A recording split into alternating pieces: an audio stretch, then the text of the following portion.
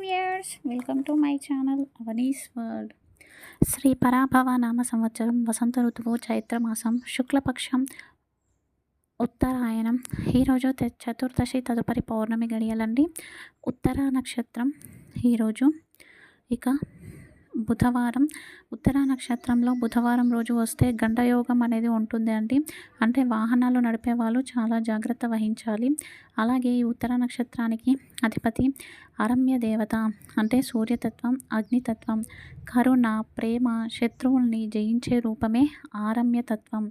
ఇక ఎవరైతే ఉత్తర నక్షత్రంలో పుడతారో వారికి పుట్టుకతోనే బృహస్పతి గుణాలు ఉంటాయి. అంటే తెలివితేటలు, మేధా సంపత్తి ఉంటుంది. అదేవిధంగా సర్వీస్ ఓరియంటెడ్ జాబ్స్లో గుర్తింపును సంపాదించుకుంటారు. వీళ్ళు పాజిటివ్ వైపు వెళ్తే గొప్ప వాళ్ళు అవుతారు. అలాగే నెగిటివ్ సైడ్ వెళ్ళినా కూడా గొప్ప వాళ్ళు అవుతారు. చాలా గొప్ప నక్షత్రం. ఓం ఆరమ్య సూర్యాయ నమః. ఓం ఆరమ్య సూర్యాయ నమః. ఓం ఆరమ్య సూర్యాయ నమః. అందరూ కూడా ఈ నామాన్ని జపించండి. చక్కటి ఏకాగ్రత, ఆరోగ్యాన్ని సొంతం చేసుకోండి. ఇక ఈరోజు మంచి మాట. ఇతరులకు మంచి చేయాలని పనులు చేసినప్పుడు నిదానంగా అయినా సరే మనకు మంచి జరుగుతుంది. ఎవరైతే దురుద్దేశంతో ఇతరులకు చెడు చేయాలని చెప్పేసి చెడు పనులు ఆచరిస్తారో వాళ్ళకు వెంటనే మంచి జరిగినా కూడా ఆ చెడు కర్మ అనేది ఖచ్చితంగా ప్రభావాన్ని చూపిస్తుంది. అందరూ ఉన్నప్పుడు, అన్నీ ఉన్నప్పుడు అందరూ ఉంటూ ఉంటారు. ఏమీ లేనప్పుడు అందరూ వదిలేసి వెళ్తారని చెప్పేసి కొంతమంది బాధపడుతూ ఉంటారు. మనుషులంతా ఇంతేనా అని చెప్పేసి వ్యథ చెందుతూ ఉంటారు. దీనికి చిన్న కథ అండి. ఒక పెద్ద వృక్షం ఉంటుంది. ఆ వృక్షం నీడలో ఎంతోమంది ప్రతిరోజు సేద తీరుతూ కూర్చుండేవారు. ఇక ఆ వృక్షం మీద ఎన్నో పక్షులు గూడు కట్టుకొని తమ పిల్లలను పెద్ద చేస్తూ ఉండేవి. ఒకరోజు విపరీతమైన ఎండలు కొట్టి ఆ చెట్టు ఎండిపోసాగింది. ఇక జనాలు ఆ చెట్టును చూసి ఒకరేమో ఈ చెట్టును నరికేస్తే సరిపోతుంది అని చెప్పేసి మాట్లాడతారు. ఇంకొకరేమో ఇంత పెద్ద వృక్షాన్ని నరికి కట్టెలను అమ్ముకుంటే చాలా డబ్బులు వస్తాయని ఇంకొకరు అనుకుంటారు. ఇంకొకరు ఈ చెట్టు ఇప్పుడు ఎందుకు పనికిరాదో తీసేస్తే సరిపోతుంది అని ఇంకొకరు అనుకుంటారు.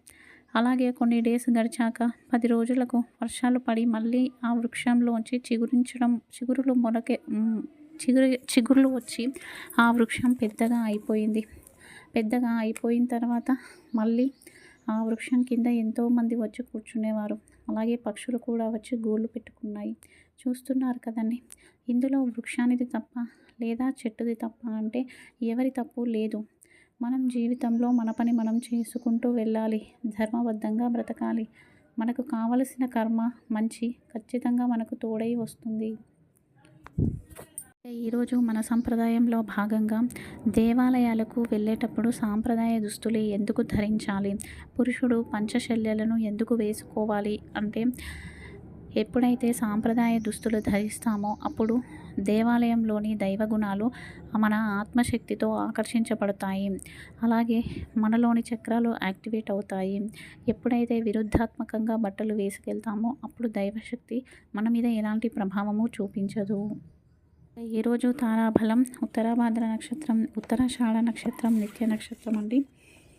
అశ్విని మఖ మూల నక్షత్రం వారికి విపత్తార, భరణి పుబ్బ పూర్వషాఢ నక్షత్రం వారికి సంపత్తార, కృతిక ఉత్తరాషాఢ నక్షత్రం వారికి జన్మతార, రోహిణి హస్త శ్రవణ నక్షత్రం వారికి పరమమిత్రతార, మృగశిర చిత్త ధనిష్ట నక్షత్రం వారికి మిత్రతార, ఆరుద్ర స్వాతి శతభిష నక్షత్రం వారికి నైదనతార, పునర్వసు విశాఖ పూర్వభాద్ర నక్షత్రం వారికి సాధకతార, పుష్య అనురాధ ఉత్తరాభాద్ర నక్షత్రం వారికి ప్రత్యక్తార, ఆశ్లేష జ్యేష్ఠ రేవతి నక్షత్రం వారికి క్షేమతార.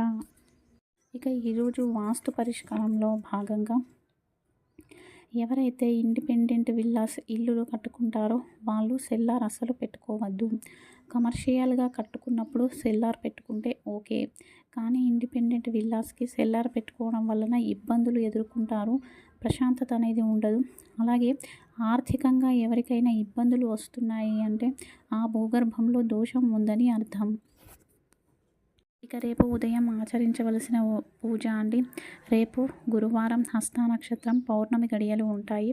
ఉదయం రేపు ఎవరైతే బిల్వ పూలతో కానీ లేదంటే మోదుక పూలతో కానీ హారాన్ని తయారు చేసి లక్ష్మీ పూజలో లక్ష్మీదేవికి అలంకరిస్తే ధనాకర్షణ, జనాకర్షణ, వాక్సిద్ధి పెరుగుతాయి. ఇలా కుదరని వారు ఒక రాగి చెంబులో నీరు తీసుకొని గంధం కలిపి ఆ గంధపు నీటిని బిల్వ వృక్షానికి పోసినా కూడా ఫలితం ఉంటుంది. ఒకవేళ గంధం లేని పక్షంలో శ్రీగంధం ఆయిల్ ఒక్క చుక్క అయినా వేసి బిల్వదళానికి సమర్పించడం వలన వ్యాపార అభివృద్ధి అనేది కలుగుతుంది.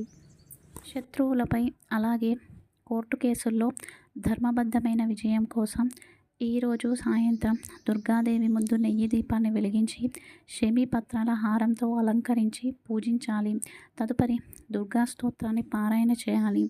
లేదా ఓం దుమ్ దుర్గాయై నమః అనే నామాన్ని జపించినా కూడా ప్రతిఫలం లభిస్తుంది.